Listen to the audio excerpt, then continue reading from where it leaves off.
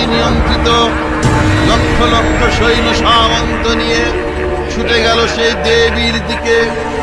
দূর থেকে তারা দেখল দেবীর মুকুট গিয়ে ঠেকেছে আকাশে এবং তার পদভরে পৃথিবী দূরমান।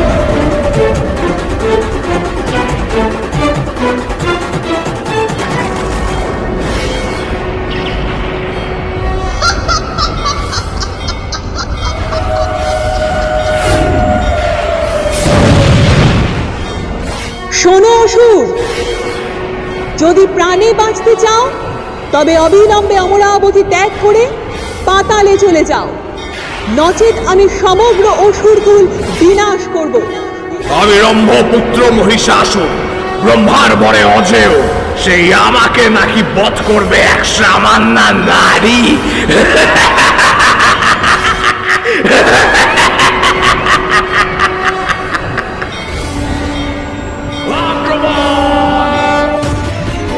আরম্ভ হল ঘোর যুদ্ধ। দেবীর বাহন সিংহের আক্রমণে অসুর দল ছিন্ন ভিন্ন হতে লাগলো। অসুর দল প্রবল বেগে চতুর্দিক হতে দেবীকে আক্রমণ করতে লাগলো। দেবীও ক্ষণে ক্ষণে রূপ পরিবর্তন করে নানা কৌশলে অসুর দলকে আক্রমণ করতে লাগলেন। এইভাবে দেবী যুদ্ধ কৌশলে মহিষাসুরের বীর যোদ্ধাকে হত্যা করে ফেললেন।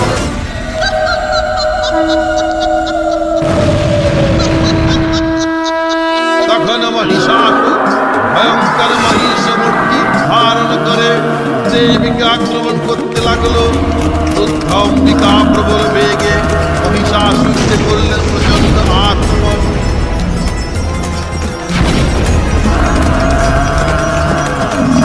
সেই মহিষাসুর তখন ভয়ঙ্কর গর্জন ও ক্রোধের প্রভাবে ভূতল বিদীর্ণ করে উচ্চ পর্বত দেবীর প্রতি নিক্ষেপ করতে লাগলো।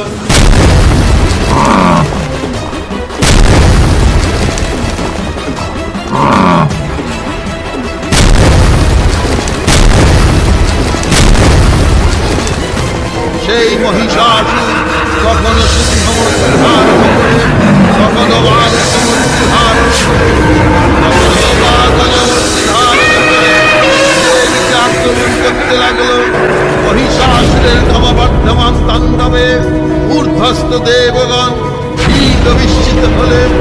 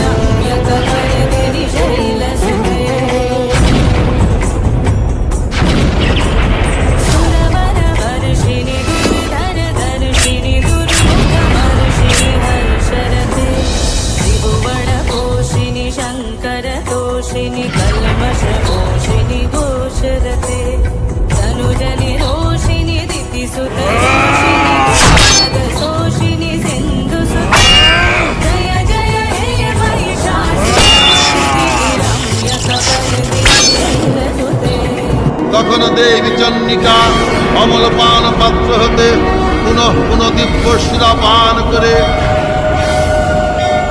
অবশেষে মধুপান। এইবার এমন আঘাত হানবো, দেখি কত শক্তি তোমার দশপ্রহরণ ধারিনি।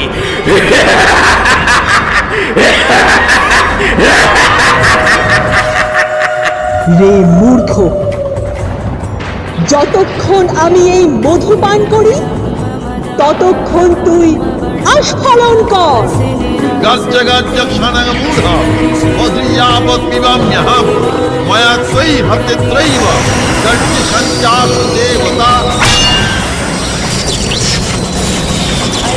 এই বলে দেবী মধুপান করে মহিষাসুরের কণ্ঠে মদ দ্বারা নিপীড়িত করে তার বক্ষে সুরের